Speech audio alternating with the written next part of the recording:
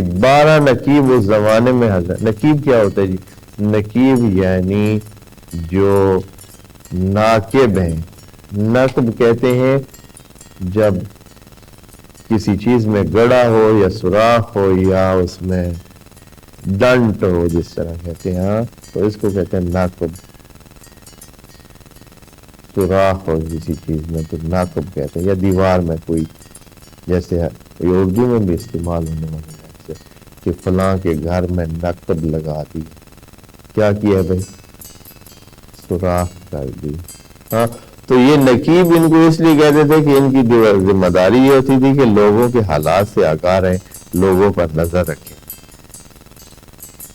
پھر آ کر مرکز کو بتائیں کہ کیا ہو رہا.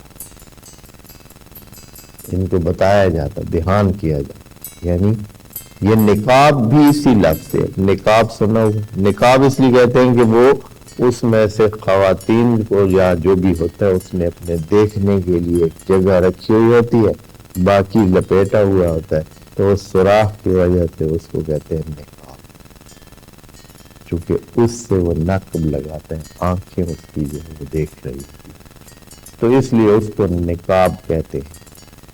ٹھیک ہے.